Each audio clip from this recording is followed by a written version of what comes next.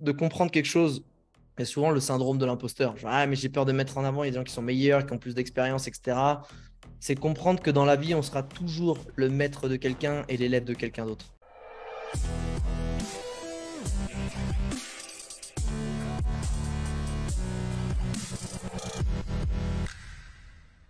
Alex, enchanté.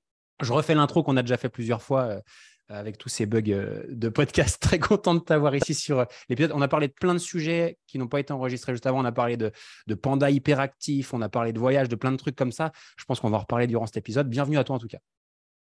Bien sûr. Et des problèmes de drogue, du coup, non. Bah, c'est pas On grave, a on dit en qu'on en parlera une autre reparlerait fois. après. Ouais, on en reparlera Oui, après. c'est vrai, exactement. Mais en tout cas, enchanté d'être là. Ça me fait plaisir aussi. Bon, super. Et encore merci pour participer aujourd'hui puis d'être présent sur mon podcast où on va parler de plein de sujets, j'espère. Et j'espère qu'on va avoir des trucs intéressants à dire, du moins. Eh bien, ouais. En tout cas, tout ce que je vois jusque-là, c'est que tu es bien meilleur à faire de l'argent qu'à enregistrer des podcasts. Parce qu'il y a toute une ribambelle. Mec, derrière, le gars, il dit hey, chaque centime que tu as fait, il y a un écriteau derrière pour le dire. Tu vois, 1 500 000. Il y a même, je crois il y a un bon ticket restaurant au cas où, tu vois, derrière. Et par contre, le podcast, frérot, ça fait 25 minutes qu'on est dessus. Donc, j'ai envie de dire, c'est là où je me dis, Lohan, il sait où il est bon, il sait capitaliser sur ses zones de génie. Et c'est là où on voit un grand entrepreneur. Donc, tout ça pour te féliciter. Voilà. Eh ben, merci à toi. J'espère que tu Merci à toi. apprécies le compliment. Merci beaucoup. J'espère que je progressais. Tu me diras, je suis déjà à mon 50e épisode et je suis toujours pas bon à ça. Donc, écoute, il y a toujours une marge de progression et puis c'est ça qui est juste génial, non? Ah, puis la tienne, elle est massive. Hein. Tu peux y aller là.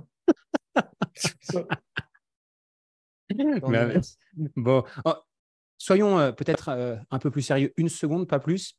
Est-ce que très rapidement, tu pourrais faire en une phrase une petite présentation, tu sais, les présentations un peu chiantes qu'on fait au début, mais pour les personnes qui ne te connaîtraient pas ou qui ne te suivraient pas, par exemple, sur les réseaux et qui te découvrent Ouais, aujourd'hui, bien sûr. qui t'es et qu'est-ce que Alors, tu fais? je vais essayer de faire une présentation, mais je suis désolé, je vais essayer de ne pas la faire chiante du coup. Moi, je suis un mec normal qui a vécu, qui a grandi dans une famille classe ouvrière et du coup qui a suivi un chemin un peu classique de faire un peu d'études, de choper un job, puis tu te défonces dedans parce qu'on t'avait dit que c'est avoir un bon job et une bonne situation, bah, ça te permettrait d'être heureux avec la sécurité.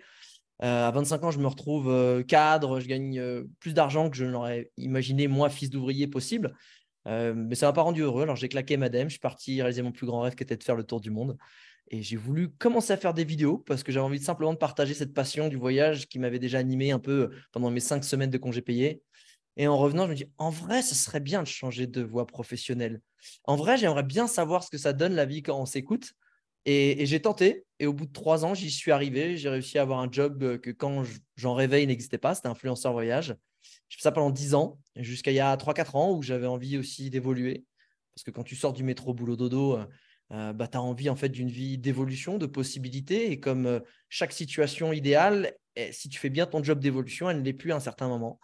Donc, ça fait 4 ans que je suis entrepreneur avec un business en ligne, spécialisé sur le personal branding, la stratégie de création de contenu. Et finalement, ben, j'aide toutes les personnes qui ont un talent ou un business à savoir en parler et à savoir le promouvoir sur les réseaux sociaux. Voilà. Et aujourd'hui, je continue à voyager, mais plus en mode digital nomade. Et là, en ce moment, bah, je suis à Medellín, en Colombie, depuis quelques mois. Ben, écoute, Elle, déjà elle marche hyper bien la présentation ou pas? Écoute, c'est pas de la merde. Alors, c'est moins de la merde que ce que j'espérais. Non, je rigole. Non. Merci. Et tu Bah vois, non, mais ça veut dire qu'il y toujours a des trucs à compliment. bosser. Non, franchement, excellent. Enfin, hyper inspirant. Et honnêtement, déjà, je pense qu'à l'écoute, il y a déjà beaucoup de personnes déjà qui peuvent se reconnaître sur une grande partie de l'histoire. Moi, en tout cas, perso, déjà, je me reconnais de ouf sur ce truc où tu te dis profiter de 4 semaines. Non, nous, c'était 4 semaines de vacances en Suisse quand je bossais là-bas. Mais est-ce que j'ai vraiment envie de me contenter de ça? Est-ce que j'ai vraiment envie de me taper ça toute ma vie? Moi, la réponse était non, et je pense que toi aussi. Et quel est le. Je serais curieux de savoir sur cette partie, notamment là, sur le jour où tu as décidé de changer ta vie et de faire différemment. Est-ce que ça a été chaud pour toi? Ça a été quoi les étapes? Est-ce que ça a été dur et comment tu t'y es pris? En fait, je pense que si je l'avais avec mon état d'esprit d'aujourd'hui, je pense que ce serait plus dur, bizarrement. Parce que quand j'ai commencé à vouloir justement changer d'orientation pro, passer d'un job en open space à essayer d'être, je ne sais pas ce que ça pouvait être, mais gagner ma vie en créant du contenu, de voyage, etc., bah, je le prenais tellement comme un jeu, de me dire, tiens, vas-y, j'essaye une aventure. Et c'était la continuité un peu de cette aventure de kiff autour du monde que, en fait, en fait, les étapes, c'était juste, ou les problèmes, c'était juste des situations, en fait. C'était juste des moments, dans un jeu vidéo, tu arrives sur le nouveau boss, tu arrives sur le nouveau niveau et il faut résoudre l'énigme. Et bizarrement, quand en fait, tu es face à ton grand rêve et que c'est la première fois que tu mets le pied dedans, tu es comme si tu étais à Disneyland. Donc, ça a été dur finalement parce que ça a pris 3 ans, tu vois, et j'étais souvent perdu. J'avais zéro méthodologie, je ne savais pas apprendre. Aujourd'hui, ça peut paraître bête puisque toujours, tout le monde a le réflexe de je ne sais pas quelque chose, je vais sur Google, je vais sur YouTube, je vais sur ChatGPT. Et finalement, en 2 jours, tu peux devenir quelqu'un d'assez bon sur un sujet. Je te parle de ça en 2011. Tu n'es pas habitué à te débrouiller par toi-même. Ce n'est pas du tout la culture. C'est la culture, c'est tu es dans une boîte, tu fais, à force de faire, tu vas devenir bon. Et deuxièmement, tu n'avais pas autant de contenu. Aujourd'hui, tu as des contenus qui valent des milliers d'euros qui sont à disposition gratuitement sur YouTube. Et ce qui fait que ça a été très dur parce que c'est comme si moi, je voulais aller là-bas, là, le truc que je vois là-bas, mais entre moi et là-bas, il y a une jungle amazonienne que j'ai déjà traversée plusieurs fois dans ma vie et ça fait la même chose que en vrai. Tu vois, c'est-à-dire, tu tailles ton chemin à la machette versus tu as un chemin balisé qui a déjà été emprunté, tu vois, avec des petits bancs où tu peux te faire des pauses, etc. Non. Et donc, c'était pas facile, mais avec l'état d'esprit du jeu et pas l'esprit de la victoire ou de la conquête, mais l'esprit du jeu, ça m'a permis vraiment d'y arriver plus ou moins sereinement, je dirais. Ok. En restant sur ce sujet-là, et après j'en aurai d'autres sur ton parcours, mais euh, aujourd'hui, je pense qu'il y a beaucoup de personnes, même je pense 90% de la population, qui a un rêve de changement, d'avoir une vie différente, meilleure, différente, meilleure. Comment t'expliques justement qu'il y a beaucoup de personnes qui restent malgré ça, toujours dans la même condition, toujours dans le même train-train et qui ont du mal à prendre cette hache-là et de débroussailler devant eux, aller à l'aventure, sur des projets de cœur en plus? Ouais, je pense que c'est simple. Si on te fait croire toute ta vie à un certain paradigme, c'est très difficile et surtout qu'on te fait peur. On te dit que ça va être. On ancre la peur en toi si tu sors de ce paradigme. Donc, le paradigme actuel, c'est celui de nos parents, la génération de nos parents, plus ou moins, même si toi et moi, on n'a pas les mêmes, même pas les mêmes âges, peut-être ceux qui nous écoutent, mais grosso merdo, c'est génération après-guerre. Et ce qui importe, c'est la sécurité. Si tu as la sécurité, un petit boulot où tu es sûr de. Voilà, le lendemain, tu sais à peu près ce qui va t'arriver, tu sais combien tu vas gagner, tu as une rentrée d'argent stable, etc. Tu as tout qui roule, c'est ça qui va te permettre d'être heureux. Parce que finalement, la peur de la déconstruction de tout qui peut disparaître suite à la Seconde Guerre mondiale qui a traumatisé toute une génération, c'est ça que les gens ils vont chercher. Donc, on cherche là l'épanouissement dans la sécurité et surtout la non-peur du lendemain. Sauf que même cette génération-là qui était parfaitement, je dirais, adaptée aux années 60, 70, 80, 90, où on crame tout, nique sa mère, Ouais. c'est le plein emploi, on y va, etc. Tout à coup, tu glisses dans un monde qui va petit à petit passer de c'est la fiesta, il y aura toujours du job, on peut cramer ce qu'on a, on a un fort pouvoir d'achat, la société industrielle est en train d'exploser, la société de consommation, à la société de la peur. Finalement, il y a des guerres, mais c'est des espèces de guerres de terroristes. Finalement, maintenant, il y a de la délocalisation avec la mondialisation. Donc, tu peux perdre ton job. Ah, ok, je peux perdre mon job. Donc, je suis content de ce que j'ai. Donc, en plus, il y a les attentats. Donc, potentiellement, je peux mourir à tout moment. On ne sait pas, etc. Il faut faire attention aux autres. Ah, en fait, mes potes, les voisins, c'est peut-être des méchants, tu vois. Et finalement, tout ça, ça fait que tu as une génération qui est d'autant plus ancrée dans la sécurité parce qu'elle veut encore plus la sécurité qu'avant parce que maintenant, elle a peur. Avant, elle kiffait, mais maintenant, elle a peur. Sauf que nous, on est une génération qui a grandi avec toute la base de la sécurité. De tout ce que nos parents ils ont construit dans leur foyer, c'est tu te lèves à peu près en France. Je sais qu'il y en a que ce n'est pas le cas et je leur fais des gros bisous et ils ont toutes mes belles ondes. Mais tu as un toit et tu as à bouffer. Et tu peux aller à l'école. Ok, et tu peux t'habiller. Rien que ça, déjà, tu as de l'eau courante chez toi, etc. En France, c'est une énorme majorité. Merci d'ailleurs. Du coup, qu'est-ce qui se passe? Tu nais avec ça comme base. C'est-à-dire que la sécurité n'est plus quelque chose que tu veux atteindre, c'est ta base. Qu'est-ce qu'est la suite de la sécurité? C'est l'épanouissement, en fait. Ok, j'ai mon train-train qui est gagné déjà, parce que mes parents l'ont gagné pour moi, la sécurité, le fait d'avoir à bouffer, le fait de taffer, etc. Ce qui fait que moi, c'est de là où je vais m'appuyer pour commencer ma vie. C'est quoi la suite finalement de la sécurité? C'est l'épanouissement. L'épanouissement, comment tu le découvres? Tu sais pas. parce que bah, tu demandes à tes parents, eux, ils te disent non, prends pas de risque, fais attention, c'est dangereux. Donc, tu as envie, mais tu ne sais pas. Au fur et à mesure qu'il y a des contenus sur Internet, tu arrives quand même à t'abreuver et à te faire une auto-inception pour te dire que c'est quand même possible parce qu'il y a des trous de balles comme Alex Viseo ou comme Lohan qui se débrouille pour changer de job, pour partir à l'autre bout du monde, etc. Donc, petit à petit, tu y vas.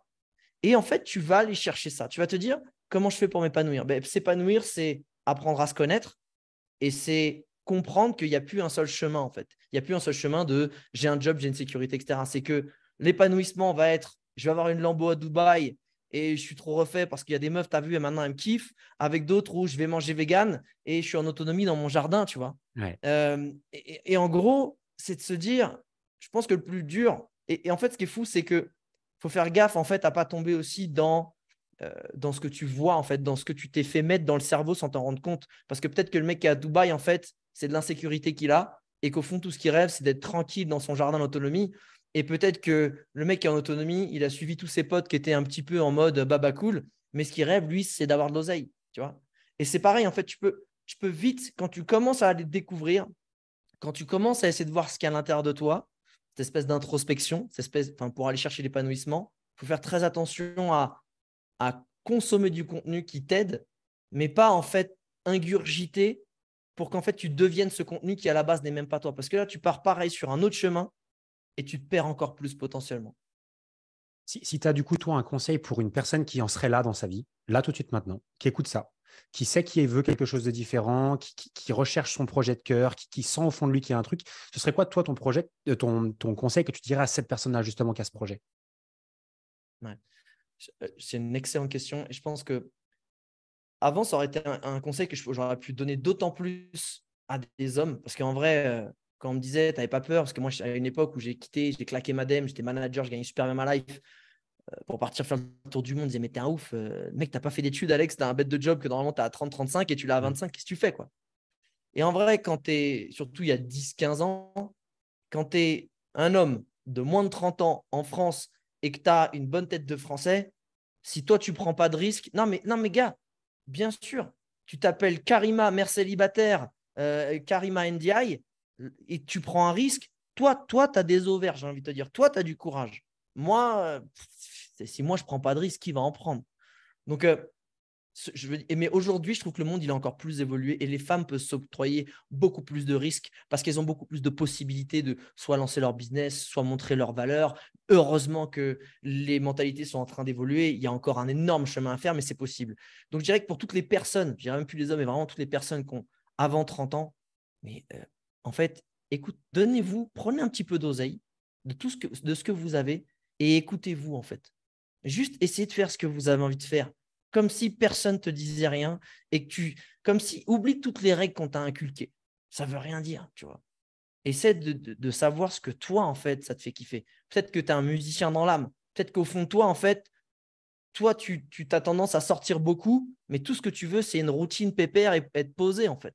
Tu vois, alors, tu vas en boîte avec tes potes qui t'engrainent, mais parce que c'est ton groupe de potes, tu continues de sortir en boîte, alors que toi, tu t'en fous. En fait, il n'y a pas de. On parle souvent de s'écouter pour aller à l'autre bout du monde, tu vois, et faire des trucs de ouf. Mais s'écouter, c'est justement accepter aussi qui on est. Et je pense que c'est ça le plus dur dans l'introspection. Et moi, j'ai encore redécouvert des facettes de ma personnalité où j'ai commencé de plus en plus à accepter qui j'étais, tu vois. Et c'est pas facile parce que j'aimerais être un certain type de personne et je comprends que ce que l'ADN de la vie m'a donné, c'est pas moi en fait, tu vois. Et ça, c'est dur. Parce que, tu vois, moi, et j'en prends conscience. C'est les gens que j'admire, bizarrement, naturellement, c'est les gens qui ne sont pas WAM, en fait. Tu vois, les qualités que moi, je n'ai pas. Donc, ça va être des gens qui sont disciplinés, qui sont réguliers, qui vont être des bâtisseurs, tu vois, qui vont choisir un angle un art, un hobby, un métier, un business, et qui vont crafter ça jusqu'à la fin de leur jour et créer des trucs incroyables. Et moi, c'est ces gens que j'admire. Et pourtant, c'est ce que je suis le moins. Moi, je suis un testeur, je suis un découvreur, je suis un partageur. Je suis le mec qui va connecter, mais ce n'est pas moi qui vais faire directement les choses les plus incroyables. Tu vois, je suis à peu près bon partout, mais très bon nulle part. Et ça, c'est très dur parce que j'ai compris que malgré que ce soit eux que j'admire le plus, ces gens-là, ben, ce n'est pas ça qui me rendra heureux. Tu vois. Ce n'est pas le fait d'avoir 25 biens immobiliers, d'être entier, d'avoir un business qui fait des millions. Je pourrais le faire, je sens que j'en ai capacité, mais ça demandera certainement 2 à 3 fois plus d'énergie que ces gens-là. Et au final, le process me rendra même pas heureux. Et je pense que c'est ça le plus dur aussi, c'est quand tu fais de l'introspection, c'est utiliser des outils qui vont te permettre de te connaître sans, je dirais, basculer sur ce que tu n'es pas. Parce que malheureusement, ceux qui se voient le plus, la majorité visible, la majorité ou même la minorité bruyante sur les réseaux sociaux, c'est ceux qui craftent leur art. Tu vas regarder le foot, bah, tu vas voir Cristiano Ronaldo qui fait des trucs de malade ou Messi là, qui vient d'aller dans son club à Miami, tu vois.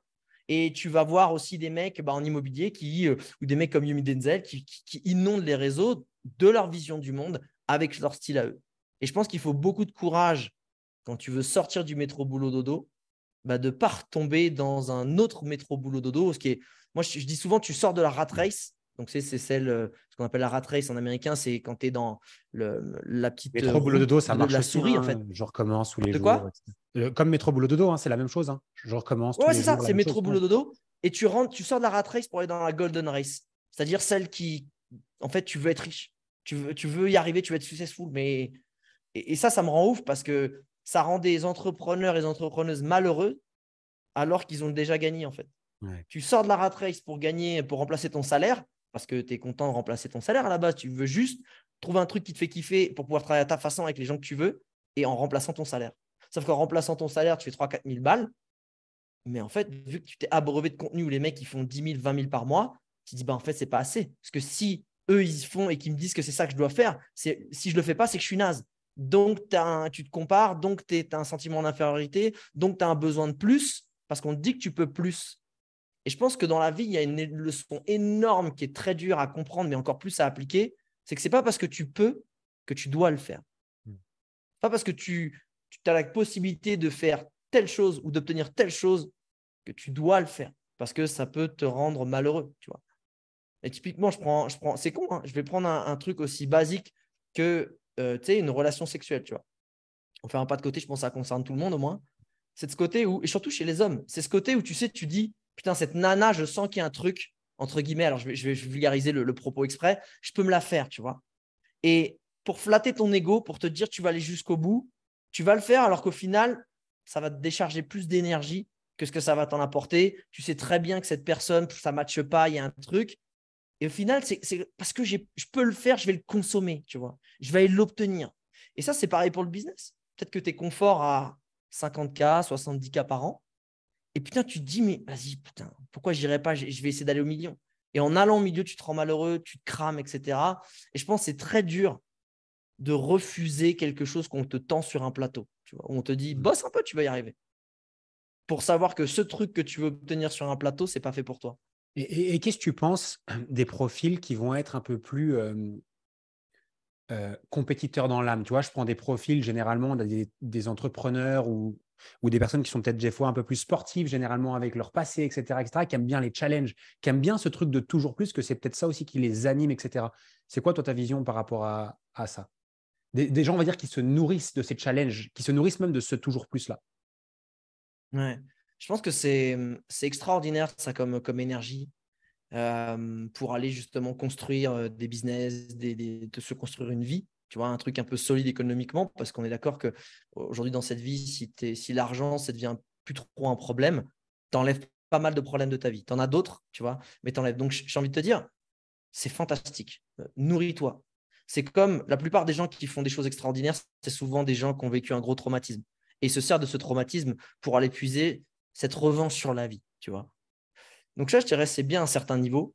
Sauf qu'en fait, il faut, je pense, en avoir conscience parce qu'en fait, il y a un moment, quand dans ta vie, tu n'as plus de problème d'argent, il y a un moment, tu lèves la tête, tu vois. Tu Ouais. dis, c'est chelou parce que je suis toujours aussi en colère, je suis toujours aussi dans la peur du manque et je me sens toujours aussi nul, tu vois. Alors que j'ai tout éclaté. Ah, bah en fait, il serait peut-être temps de voir ce qu'il y a à l'intérieur, justement, encore une fois, et de te dire, ben, 90% des entrepreneurs ou des high achievers, comme on dit, ils ont le même problème. I'm not enough. Je ne suis pas assez. Donc, ils vont passer toute leur vie à prouver à eux, mais surtout à quelqu'un en particulier, leur père, leur mère, un truc, ou Ouais. leur grand frère, ce que tu veux, qu'ils sont assez.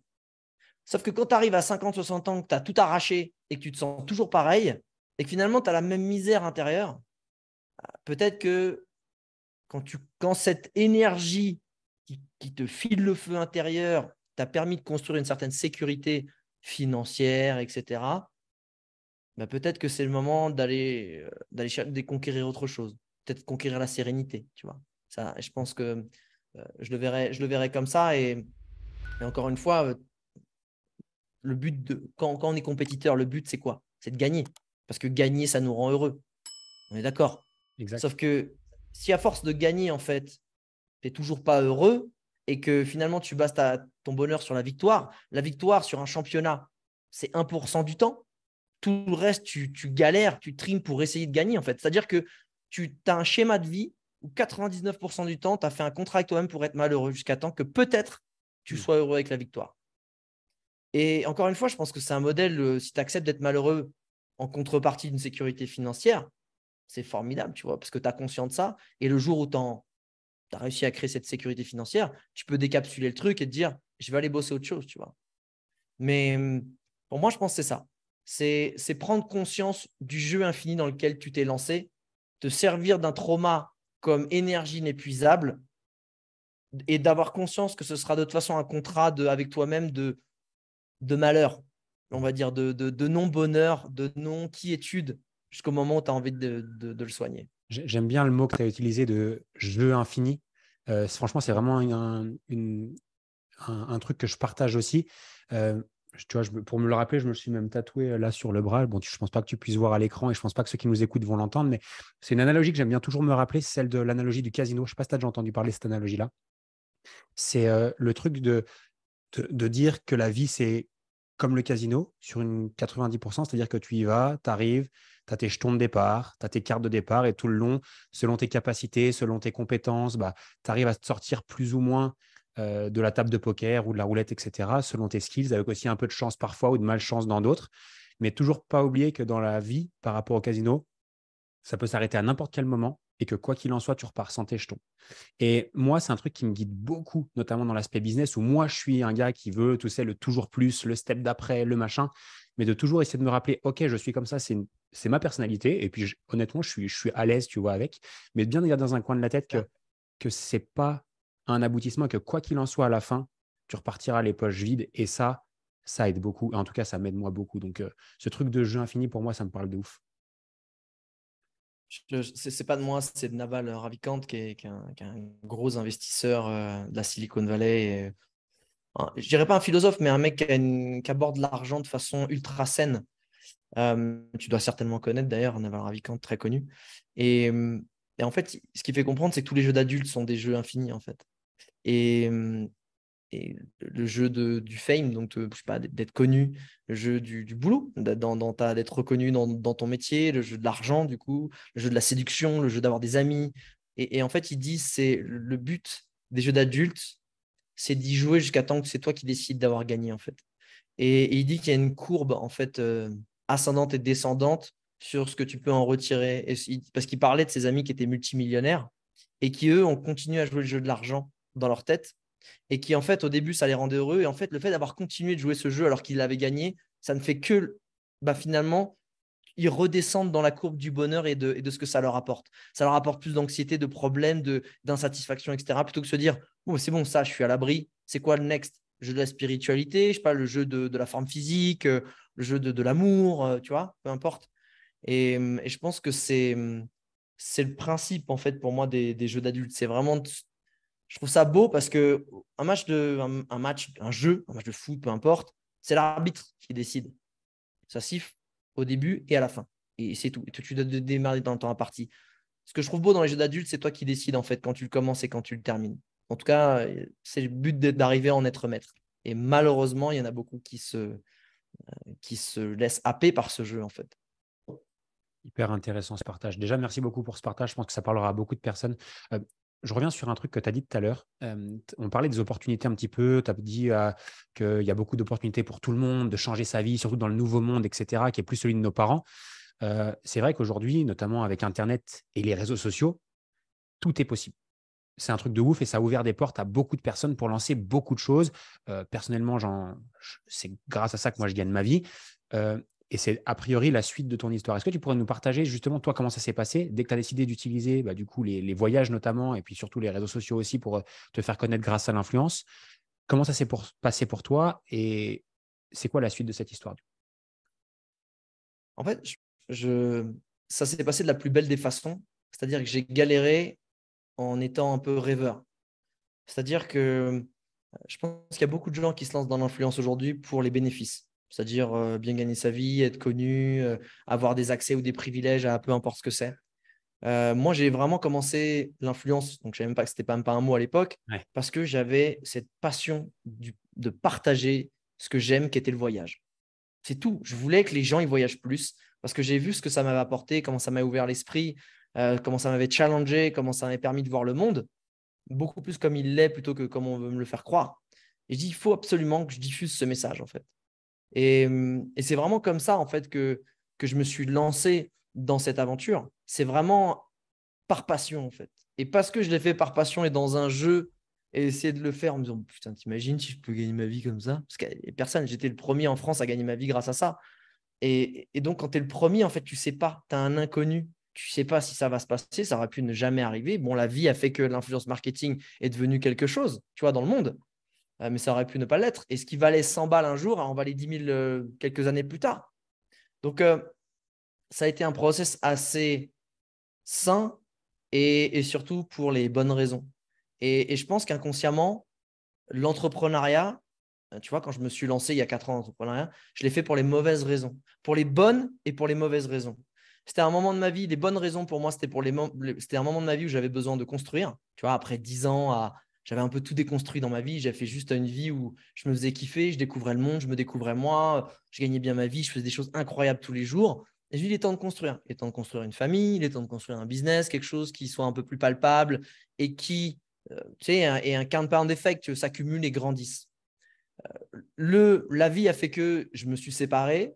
Donc, toute cette volonté de créer une famille, je l'ai encore plus reportée sur l'équipe, tu vois, ce petit bébé. Donc, quand tu gères une équipe comme une famille, ce n'est pas forcément sain. Quand en plus, tu fais l'erreur comme moi entre les deux, l'influence et l'entrepreneuriat, je n'ai pas pris 6 mois off pour me reposer parce que justement, je devais me reposer un peu plus sur ma partenaire à ce moment-là pour chill. Sauf qu'on se sépare, du coup, je me retrouve sans la personne avec qui j'aurais pu avoir du soutien. Donc, je repars avec 5% de batterie dans ma life. Et du coup, je le fais avec des mauvaises raisons, tu vois. Je le fais avec un peu l'esprit de revanche, de faire aussi bien qu'elle, de vouloir faire mieux, de voir ce qui se fait à côté, donc de vouloir tout à coup, mon paradigme et mes jauges de succès, c'est plus est-ce que mon audience kiffe, est-ce que moi je kiffe et que tout le monde est content et je prends mon billet, c'est en fait les paramètres de succès d'une entreprise, c'est le CA. Est-ce qu'on fait du CA? Est-ce qu'on fait plus de CA? Est-ce qu'il y a une boîte qui fait ou des gens qui font à peu près ce que je fais? Combien ils font de CA? Et du coup, je me suis concentré sur un jeu duquel j'étais sorti, qui était le jeu de l'argent. Quand j'étais directeur de clientèle en régie pub dans un open space, j'ai capté que je gagnais entre 4 et 6 000 balles par mois. Moi, fils d'ouvrier, je ne savais même pas que c'était possible. Putain, on peut gagner cette thune-là. Je ne savais pas quoi en foutre de cette thune en vrai. Je tanquais. J'ai économisé 4 000 balles par mois, mais large, tu vois. Je ne savais pas quoi en foutre, tu vois. Je n'étais pas dépensier. Parce que c'est vulgaire, en fait. C'est mal de dépenser de l'argent, tu vois, quand tu viens de là où je viens. Parce que c'est durement gagné. Et je suis sorti de là, parce que je dis en vrai, nique sa mère. Moi, c'est pas l'argent, ça ne me fait pas bander, tu vois. Et il en faut. Je vois qu'on peut faire des choses cool avec, mais ce n'est pas ce qui me drive. Et puis, je fais un truc qui me fait kiffer. Putain, je gagne encore plus de thunes qu'avant, sans m'en être vraiment préoccupé, parce que j'étais juste dans le jeu. Et là, je retombe là-dedans. Et c'est un pote qui m'en avait fait, mon pote Ulysse Libien, qui m'a dit un jour, Alex, t'es le seul mec que je connais qui est sorti du jeu de l'argent pour aller masteriser le jeu de la vie et qui retombe dans le jeu de l'argent. Et je m'en étais pas forcément rendu compte, tu vois. Parce qu'à la base, c'était pas du tout une volonté d'être. Je le faisais pas du tout pour l'argent. Parce que je le faisais encore une fois pour construire quelque chose, pour voir. Parce que d'habitude, quand tu crées un contenu, tu pars de zéro et tu recrées une vidéo, tu recrées un truc quand tu es créateur de contenu, influenceur. Quand tu as un business, c'est plus, on crée un produit, puis après on crée un funnel, puis après on crée un écosystème, puis après on va créer des bonus qui vont donner de la valeur. Et à chaque fois que tu crées quelque chose en plus, potentiellement, tu consolidifies ton business, tu le fais grandir, tu lui donnes du coffre, tu lui donnes de la valeur, etc. Et bizarrement, en partant là-dessus, étant fatigué, ayant vécu ce que j'ai vécu personnellement, je me vois dévier sur ce jeu en fait qui n'est plus le mien, qui n'est pas le mien, qui n'a jamais été le mien en fait. Et je pense que ça a été une énorme erreur qui s'est cumulée avec plus la fatigue de 10 ans de voyage et d'influence, etc. Et ce qui fait que mon expérience d'entrepreneur, où d'un côté, j'ai des super retours de mes formations, et ça, c'est extraordinaire, parce que tu l'as d'autant plus que quand tu fais de l'influence, parce que tu as des contacts directs avec les membres de tes formations. Et d'un autre, de l'aspect personnel, comment finalement l'impact que ça a eu sur ma vie personnelle, j'ai trouvé ça finalement assez toxique, tu vois. Parce que j'ai pas aimé forcément la personne que ça m'a rendu, comme de la façon dont j'étais, et surtout l'impact sur mon bien-être, tu vois. Moi, j'ai toujours été quelqu'un de léger, quelqu'un qui s'en battait les couilles en vrai, tu vois. Et je le faisais les choses, alors je le faisais les choses bien carrées. Et finalement, le fait d'avoir une équipe, le fait d'être un peu dans cet esprit de revanche, dans le fait de vouloir bien faire, d'être posé sur des… Enfin, tu vois, orienté chiffres versus kiff, moi, avec ma personnalité et comment je suis câblé, ça n'a pas rendu si heureux que ça, tu vois. Et t'en parles au passé, du coup, comment est-ce que tu as pivoté et bifurqué après t'être rendu compte justement que tu jouais plus le jeu que tu kiffais? Ça a été quoi le déclencheur et comment tu as pivoté du coup? Alors, c'est une bonne question. Je pense que fin d'année dernière, mon corps, il m'a dit frérot, ça fait pendant 10 ans, plus de 10 ans, tu as fait le con à travers le monde. Pas une entorse, pas un ongle incarné, rien. Et alors, pourtant, je sais que j'en ai fait des conneries, mon ami. Hein. Je peux te dire, j'étais dans les endroits, gars, tu vois, rien n'arrivait. Pas malade, rien. Mec, j'étais robuste comme un clou de cercueil. Je te jure, j'étais increvable. Et le truc, c'est que mon corps, il m'a dit attends, à aucun moment on va célébrer le truc, à aucun moment tu vas me remercier. Ah bah fuck, si tu le fais pas, moi je vais le faire en fait. Donc burn-out fin d'année dernière, je pars en Afrique du Sud, à Bali, je pars en Afrique du Sud où je dors 12 heures par jour, je mange, je refais une sieste de 2 heures, le cerveau, il marche plus, quoi, tu vois. Parce qu'en fait, il te dit bah mec, tu prends pas soin de moi en fait. C'est un peu comme l'histoire de la poule aux œufs d'or. Tu vois, c'est genre, bah, en fait, la poule aux œufs d'or, elle donne un œuf tous les jours. Et en fait, tu en veux encore plus, tu en veux encore plus. Donc, il découpe la poule et en fait, il n'y a rien dedans. Et il n'a plus rien, en fait. Donc, je n'ai pas pris soin de cette poule aux œufs d'or qui était de l'énergie limitée que j'avais avant. Et jusqu'au moment où, justement, shutdown, burn-out, j'arrive en Colombie où je sens que les choses, ben, l'année dernière, tout se déconstruit dans ma vie, à titre surtout personnel. Et ça se réaligne tranquillou cette année. Et du coup, j'ai jamais été le gars qui dit putain, ça va pas. Non, je suis genre, ok, mec, putain, bon, je vois qu'il y a un truc qui va pas par rapport à avant. Voilà, prise de recul, qu'est-ce qu'on fait tu vois, tranquille. Je ne suis pas non plus en dépression, mais il y a des choses, je sens qu'il y a un mal-être. Donc, bah, je teste des trucs. L'année dernière, je teste un peu d'hypnothérapie. Je teste, tu vois, je me suis remis à la méditation, des choses comme ça, tu vois, plein de leviers qui m'aident. Et puis aussi, cette année, j'ai profité d'être en Colombie pour faire certaines médecines ancestrales. Donc, un avec les champignons, d'autres qui s'appellent le bufo, le kambo, qui vont être des médecines qui vont travailler sur le corps, sur l'esprit. Et du coup, de faire ces médecines-là et d'être aussi dans cette réflexion m'ont fait prendre conscience, tu vois, typiquement, bah, en fait, merde, mec, t'es pas un constructeur, tu vois, t'es pas un bâtisseur, t'es plus un mec qui teste, comprend, et dès que j'ai fait le tour d'un sujet, tu vois, moi, l'entrepreneuriat, ça m'a éclaté, j'ai kiffé ça les 8 premiers mois, tu vois, parce que je découvrais, on lançait le business de mon ex, etc. Et pareil, à chaque fois que j'ai commencé quelque chose, que je suis dans cette phase de jeu, on nique tout, tu vois. Et dès que je suis dans cette phase répétitive, c'est là où mon cerveau dit ah non, c'est pas nous ça. Et du coup, j'y vais plus au forceps et ça crée un truc intérieur qui est moins intéressant pour ma personnalité. Tu vois. Et je pense que c'est ça le plus dur à accepter. C'est, tu vois, parce que moi, j'ai des potes que j'admire encore une fois parce qu'ils sont pas, je suis pas comme eux. Ils se sentent bien, ils s'épanouissent dans la routine, dans la discipline, dans la monotonie, tu sais, où ça martèle, bam, des métronomes, les mecs. Et ils sont dans le flow grâce à ça. C'est fantastique, tu vois. Mais c'est fantastique de le savoir. C'est fantastique de dire non, les gars, moi, je ne sors pas ce soir. En fait, sinon, si je me couche tard, j'aime pas ne pas être dans tel truc et ne pas pouvoir faire mon sport. Ça me stresse, tu vois. Versus, freestyle, on s'en bat les couilles, j'arrache tout, on y va, on fait comme on sent, tu vois. On est toujours dans l'aventure comme moi, je peux être. Mais tu vois, c'est très dur quand finalement tu vas regarder des vidéos YouTube, des trucs, des machins, un livre, parce qu'un livre ou une vidéo va te donner le mantra de la personne, comment elle est câblée, en fait.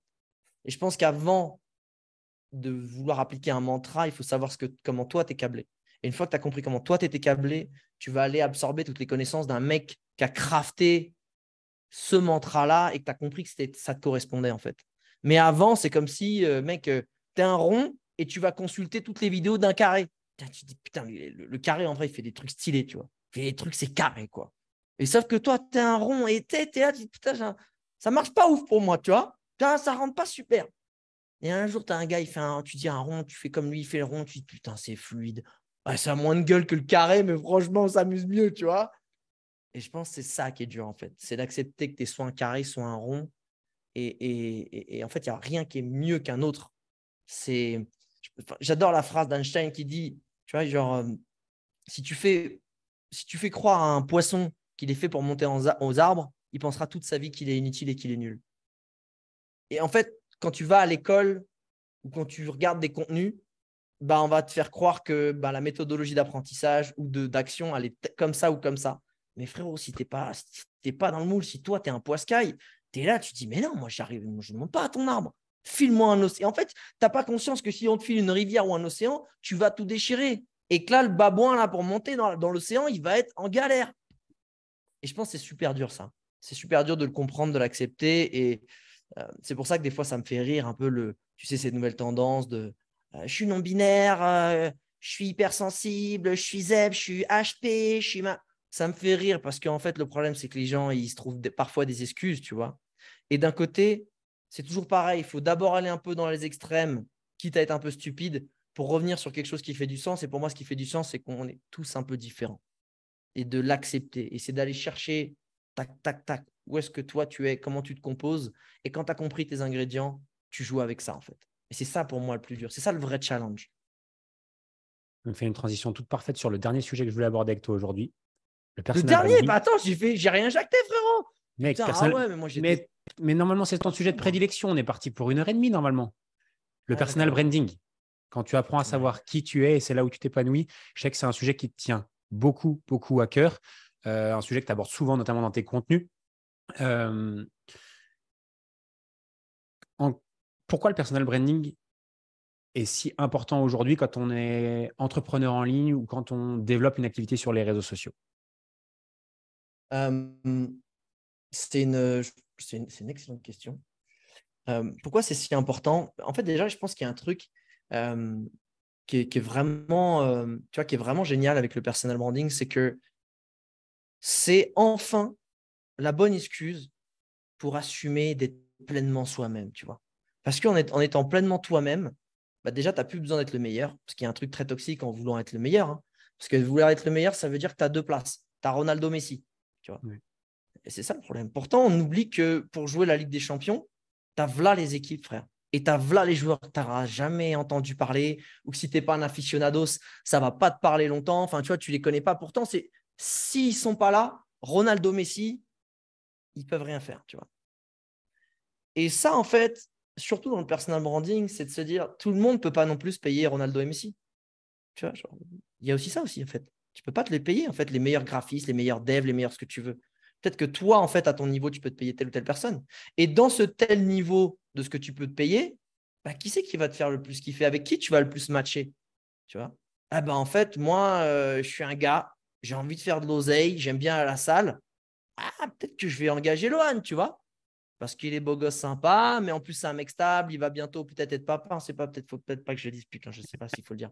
C'est bon, tu peux le Merde, dire. j'ai dit. C'est- c'est- J'ai dit. Tu peux le dire. Putain, t'imagines, et ta meuf, elle est au courant, t'imagines, elle en parle. Non, quand même. Non, ta meuf, quand même, elle sait. Les parents, les parents. Bref. Et en gros, le truc, c'est que quand tu es ce genre de gars, le fait d'avoir un bon personal branding, c'est-à-dire tu envoies les bons signaux, qu'on comprend qui tu es avec tes valeurs, je vais pouvoir les matcher avec toi et bosser avec toi parce que ça va certainement matcher. Et si je suis une meuf qui est peut-être hypersensible, qui mange vegan, bah, j'ai peut-être envie d'en face d'une meuf qui est dans le business, mais qui a une approche peut-être plus qu'ils appellent consciente, plus féminine, qui comprend les cycles menstruels de la femme aussi dans l'organisation des certaines tâches dans le mois et de la gestion d'un business que toi, tu vas peut-être moins bien comprendre. Et du coup, je vais pouvoir me diriger là-dessus. Le personal branding, c'est ça. Alors que toi ou elle, vous n'êtes pas forcément meilleurs l'un que l'autre de coach business, mais en fait, ça va matcher naturellement parce que tu envoies les bons signaux. Et quand je dis les bons signaux, c'est les signaux qui sont toi. Et du coup, c'est bah, si tu es un rond, tu vas attirer les ronds. Si tu es un carré, tu vas attirer les carrés. Et du coup, ben là, tout à coup, tout se passe bien. Et pourquoi ça m'a autant touché le personal branding, c'est qu'à la base, avant de m'y mettre, je me disais, putain, mais c'est ouf à quel point je vois qu'il y a des gens qui ont des super produits, qui ont des super talents et ils ne savent pas les promouvoir. Il y a une différence entre avoir un talent et un produit et savoir le promouvoir, savoir en parler sans être trop salesy, tu vois, genre, sans trop pushy, sans être trop forceur, juste en parler naturellement. Et ça m'a fait halluciner parce que je voyais trop de gens qui n'y arrivaient pas à vivre leur vie, d'avoir un métier passion parce qu'ils ne savaient pas se vendre, parce qu'ils avaient peur de se mettre en avant. Et pour moi, vraiment le meilleur avantage d'arriver à assumer qui t'es et d'en parler publiquement, parce qu'en fait, c'est ça, tu vois. C'est pas tant le business, tu vois. C'est qu'à partir du moment, et que tu sois introverti ou pas, ça n'a rien à voir, hein. Au contraire, pour moi, le personal branding, c'est un truc d'introverti. C'est que tu as tout le temps face à ta caméra ou tes photos, etc., de reformuler, de refaire les choses, versus si tu es en live, où là, tu peux être pris un peu de panique versus la pression des gens, tu vois. Donc, c'est vraiment magnifique parce que le jour où tu t'assumes pleinement et tu es fier de qui tu es et que tu sais l'expliquer, tu sais t'exprimer, putain, mais en fait, tu ne marches pas pareil dehors dans la rue. Quand tu parles à tes proches qui ne te comprennent pas, surtout si tu as un métier sur Internet, qui te disent ce que tu fais, et que tu arrives à l'exprimer en étant fier et tu ne te sens pas, toi, jugé ou blessé parce que finalement, tu comprends que c'est juste un écart de connaissances et tu vois, un monde d'écart. Et que tu arrives à construire un pont pour les faire venir dans ton monde et qu'ils comprennent et qu'ils te soutiennent, mais ta vie, elle est différente en fait. Ça veut dire qu'après, tu as le pouvoir que chaque chose que tu as envie de faire, tu sais l'expliquer, tu sais le rendre magnétique, tu sais le rendre intéressant, tu sais te rendre intéressant. Et forcément, la vie, elle est différente, elle est beaucoup plus belle. Comment tu le définirais? Parce qu'on est rentré très vite dans le sujet, mais peut-être qu'il y a des gens qui aujourd'hui ne comprennent pas le mot personal branding. Qu'est-ce que c'est concrètement si tu devais l'expliquer en une ou deux phrases là, pour les Ouais. personnes qui ne connaîtraient pas? Personal branding, on va dire, la traduction bête et méchante, c'est créer ta marque personnelle. C'est-à-dire que euh, je vais te prendre toi, je suis Lohan. Et ben, en fait, je vais vendre mes prestations à travers ma tête, mon esprit, ma personnalité, mon environnement, versus digital marketing, tu vois. Genre la marque digital marketing va vendre ses services. Wow, ok, bon, finalement, bah, depuis quelques années, on est quand même rentré dans un monde où on veut parler, et surtout d'autant plus, je pense, avec l'AI, on va vouloir parler à des humains. Je pense qu'on va s'appuyer d'autant plus sur l'intelligence artificielle, mais on va avoir besoin d'autant plus de ce qui va nous manquer, c'est-à-dire l'échange humain. Et bah, finalement, qu'est-ce que tu as du mal à avoir à travers une marque froide? Ah, c'est ça, c'est ce visage, cette compréhension, c'est se dire, non mais les gars, vous me comprenez, oh, il y a quelqu'un en face ou pas là? Bah, là, et c'est pour ça que je pense qu'il serait très bénéfique dans le monde, c'est d'avoir une atomisation des services, une atomisation des grandes structures. Et je pense qu'il vaut mieux 10 000 petits business qu'un gros, en fait. Parce que ça évite les dérives, ça permet aussi la stimulation, ça permet, tu vois. Donc, et puis surtout, chacun pourra s'y reconnaître parce que tu auras 10 000 façons de faire le business. Ouais. Donc, c'est ça, en fait, la marque personnelle, c'est de te dire, j'ai une compétence et je l'aborde avec ma personnalité, je vais la personnalifier avec qui je suis et je vais l'aborder à ma façon. Et du coup, je vais attirer les gens uniquement qui sont attirés par cette façon-là et pas par une autre. Même si on parle de marketing, même si on parle de nutrition, c'est comme la musculation. Tu prends la musculation ou tu vois, tout ce qui est fitness, tu as là les façons d'aborder le fitness. Et du coup, tu vas aller vers ce qui t'attire le plus et c'est magnifique. Ouais. J'ai une phrase, hein, franchement, il y a eu un avant-après ce jour où j'ai lu cette phrase dans un bouquin. Si je ne dis pas de conneries, c'est un gars qui s'appelle Jonathan Goodman qui est dans le sport aussi. Et il disait que pour développer son activité, il s'était demandé, mais comment est-ce que je peux faire pour attirer les gens en étant différent des autres et pour attirer des gens à moi? Et dans le livre, il disait, je me suis posé la question de, en dehors de mon business, pour quels traits de caractère et quelles sont les choses qui font que les gens viennent naturellement vers moi. Alors on pense à c'est généralement, moi j'ai pensé directement à mes meilleurs amis, etc. Et je me suis posé Ouais. et je me suis dit, mais généralement, pourquoi les gens viennent vers moi et pourquoi ils me kiffent? C'est quoi mes traits de personnalité? C'est quoi mes traits de caractère? C'est T'es quoi beau mes gosse, façons de… parce que t'es beau gosse un petit peu. Ça doit jouer. Mais quelles sont mes blagues auxquelles ils rigolent le plus? C'est quoi mes trucs où on se marre tous ensemble, tu vois? Et je me suis dit, putain, mais si j'arrive à transposer ça sur Internet, ce qui n'est pas facile, c'est même horrible au début, mais juste le vrai Lohan de qui je suis, de comment j'aborde les choses, etc., eh ben, ça va marcher. Et depuis que j'ai réussi à mettre ça en place, pas du jour au lendemain, franchement, tout allait beaucoup plus vite, déjà en termes de business, mais surtout, moi, je me sens 10 fois mieux dans ce que je fais, dans mon activité au quotidien. Mais c'est ça qui. Parce que je pense qu'il y a d'autant plus de satisfaction et de fierté de te dire que tu réussis en étant toi-même, en fait. Mm. Tu sais, on a toujours ce côté dans la société où on veut plaire. Tu vois, et du coup, malheureusement, on a tendance à parfois faire semblant ou arrondir les angles ou essayer de dire des choses qui, voilà, qui soit vont pas fâcher, soit vont plaire.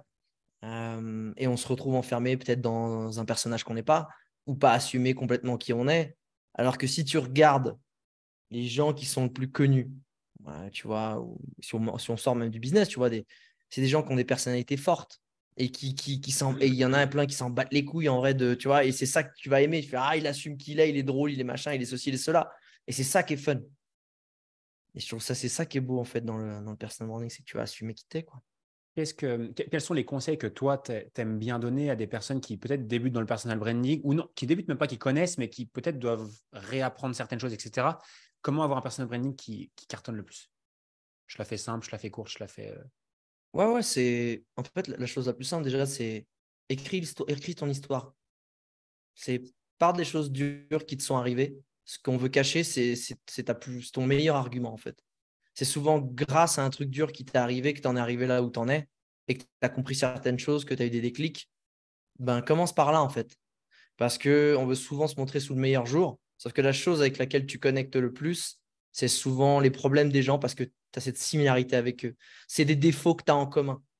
Donc, je te dis, appuie-toi sur tes défauts. Et surtout, si de comprendre quelque chose, il y a souvent le syndrome de l'imposteur. Genre, ah, mais j'ai peur de mettre en avant, il y a des gens qui sont meilleurs, qui ont plus d'expérience, etc. C'est comprendre que dans la vie, on sera toujours le maître de quelqu'un et l'élève de quelqu'un d'autre. Si je prends l'exemple de l'intelligence artificielle, si ça fait 2 mois que je suis en train de penser l'intelligence artificielle, ça fait que 2 mois, tu vois, je ne suis pas non plus. Mais je suis un maître par rapport à une autre personne qui n'a pas encore eu le temps de mettre le nez dedans. Je suis son maître. Même si ce n'est pas moi qui est dev l'IA ou que je ne suis pas un dev, tu vois, blockchain, etc. Je vais pouvoir lui expliquer. Donc, j'ai pas, en fait, j'ai l'humilité de vouloir simplement aider ceux sur qui j'ai 2 mois d'avance. Et c'est de comprendre que de toute façon, il y aura des gens que ça fait 1 an qu'ils y sont et que ce n'est pas mes clients, en fait. Donc, c'est où j'en suis objectivement dans mes skills et du coup, qui y a en bas de moi.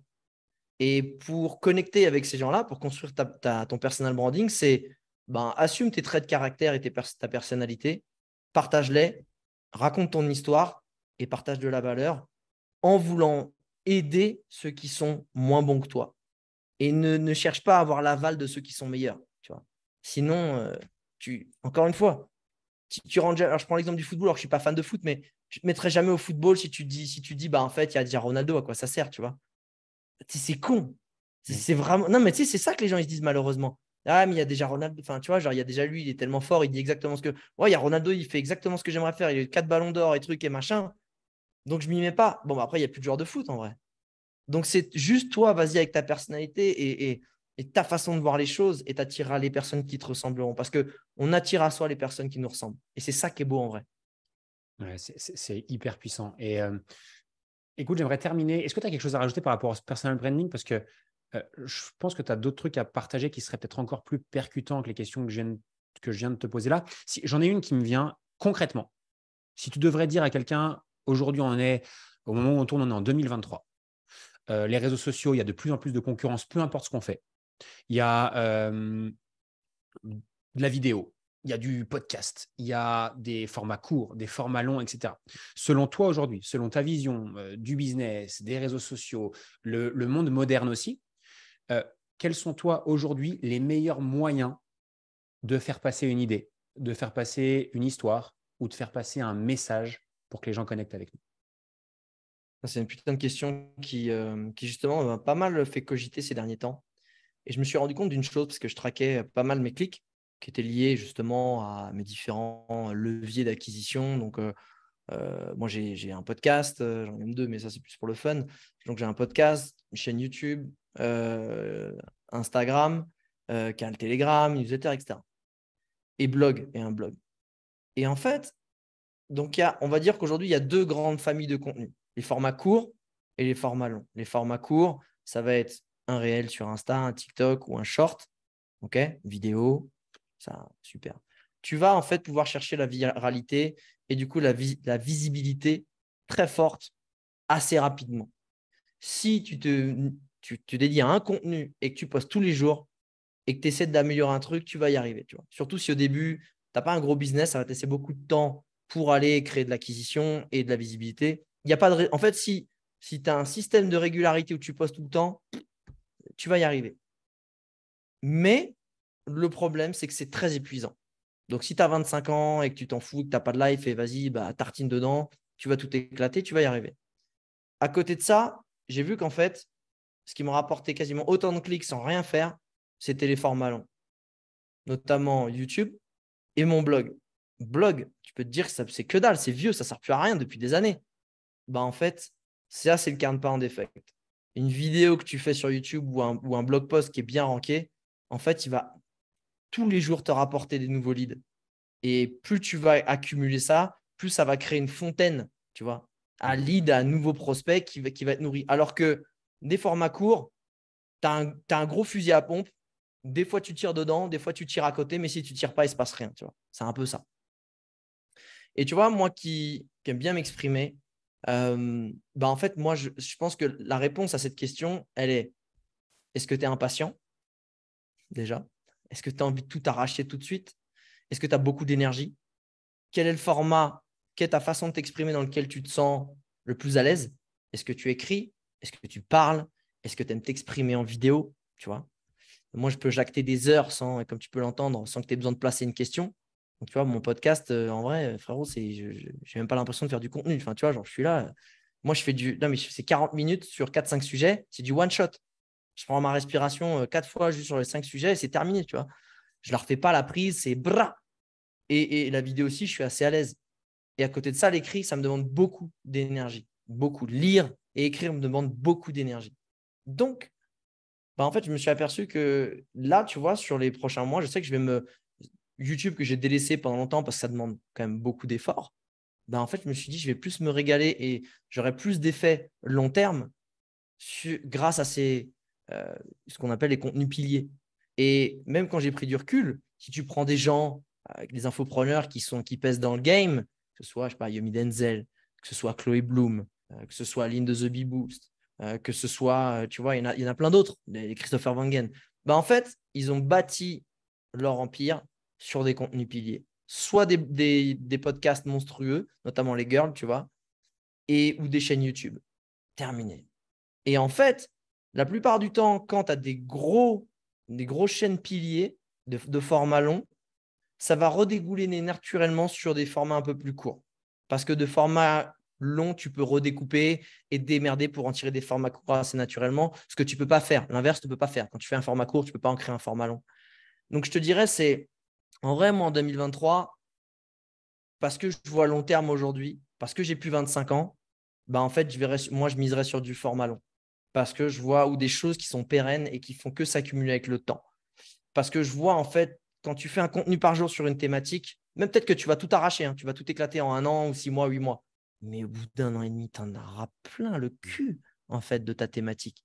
Tu en auras plein le cul. Et tout ce que tu auras construit pendant 1 an et demi, en fait, quand tu l'auras fini de le construire, tu auras envie de passer à autre chose. Versus les formats longs qui t'autorisent peut-être à élargir un peu plus, à traiter plus des formats un peu plus larges et qui peuvent peut-être plus te nourrir l'esprit. C'est mon point de vue. Et est-ce que tu serais d'accord aussi pour ajouter le fait que les formats longs te permettent plus de connecter encore avec ton audience et avec les gens? Merci de rajouter ça, c'est totalement vrai. C'est totalement vrai. Et tu as beaucoup plus je dirais, un rapport effectivement d'attachement, de compréhension de la personnalité, d'affect sur un format long. Oh, top.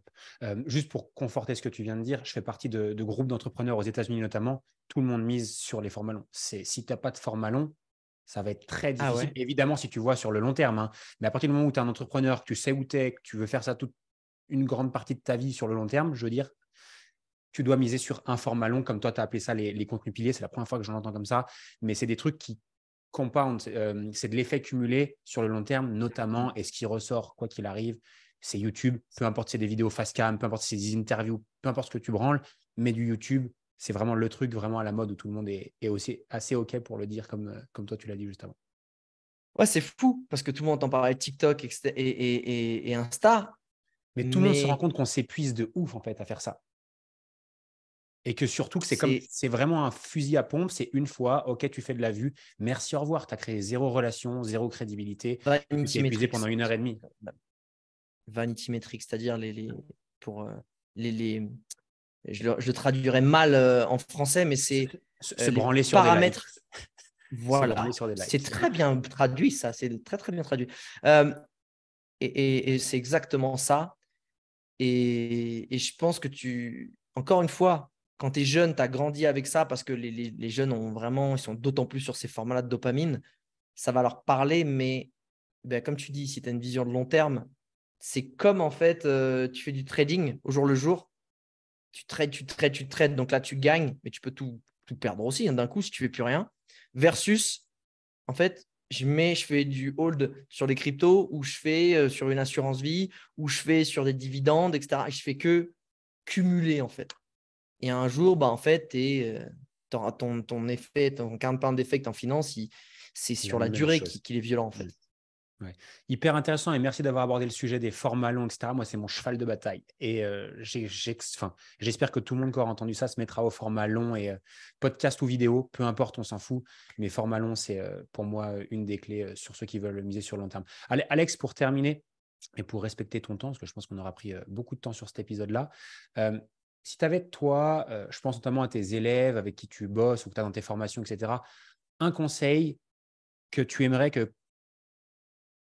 donner à tout le monde, mais surtout que tu aimerais que tout le monde comprenne ce truc-là et que parfois tu es frustré quand tu le dis et que les gens ne le comprennent pas ou n'arrivent pas à le mettre en place, qu'est-ce que ce serait?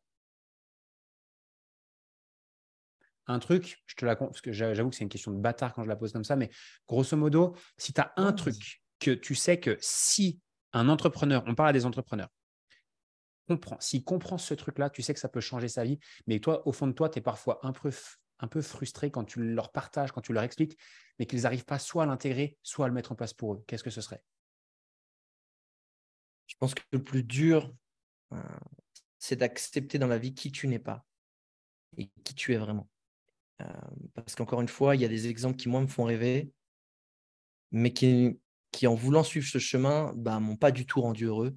Versus quand je réfléchissais pas, en fait, à des exemples particuliers que inconsciemment, je m'écoutais moi, en fait. Et ça me rendait beaucoup plus heureux. Et c'est très dur quand tu aimerais suivre un chemin de vie et de comprendre que c'est pas le tien, en fait. Et encore une fois, je pense que c'est ça le plus dur. Parce que ça peut faire mal au cœur de vouloir se dire, tiens, je suis comme ça, je voudrais faire tel truc. Et en fait, tout est au forceps. Rien n'est naturel. Tu vois, genre, on va prendre un truc con. Peut-être qu'il y a des gens, ils veulent monter une équipe et au final, au fond d'eux, ils savent qu'ils sont plus là pour être consultants. Parce qu'ils sont là, ils sont solopreneurs et ça les rend heureux. Et versus je suis solopreneur, je suis dans ma bulle, je me sens solo et en fait, il faudrait peut-être monter une équipe et sortir les doigts du cul pour monter une équipe parce que ça va te rendre heureux, tu vois. C'est vraiment, je pense que le plus dur, c'est pas même tant d'accepter qui on est, c'est surtout d'accepter qui on n'est pas.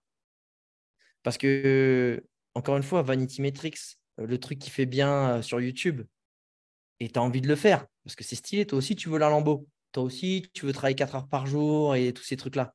Mais qu'est-ce qui te fait vraiment kiffer, tu vois, sans que tu te mentes? Parce que, tu vois, autant tu peux accepter, tu vois, de te mentir en restant dans un job de merde toute ta vie, dans le métro boulot dodo, autant, en fait, tu peux rentrer dans la Golden Race et c'est pareil, c'est pas la bonne course pour toi, en fait, ou pas la bonne façon de le faire. Mais si j'ai un conseil, c'est teste des choses. Teste des choses et n'aie pas peur de te planter. Encore une fois, c'est soit on gagne, soit on apprend. Et si tu as le recul pour comprendre en fait, je pense que là où moi je suis très mauvais, c'est l'autoflagellation. Donc, je pense que le challenge personnel, c'est très positif. L'autoflagellation, c'est le niveau au-dessus, c'est de se dire putain, c'est pas assez bien, tu as encore foiré, etc. Où là, finalement, c'est un challenge qui va te tirer vers le bas plutôt que vers le haut. Mais si tu arrives à voir chaque échec comme une façon de te dire bon, bah ça, c'était pas pour WAM, tu vois. Ok, cool. Ok, genre, en fait, c'est comme si tu étais devant un chemin où il y a 10 branches, tu vois. C'est pas par où prendre. Ah, tu sais quoi? Nique sa mère, je commence par le premier sur la gauche, j'y vais, et au bout de X temps, je dis, ah non, c'était pas pour moi. Puis tu reviens en arrière, puis tu prends le deuxième. Et surtout, si tu es jeune, en vrai, Hmm. toujours la même chose. Si tu mises ton bonheur sur ta réussite, le but, en fait, les gens ne comprennent pas, c'est que le but, c'est pas d'arriver, en fait. Parce qu'une fois que tu arrives, admettons, tu fais quoi après? T'es sérieux, tu fais quoi? Tu te fais yesh. Ton but, moi, mon but, c'est que l'aventure, elle se termine jamais.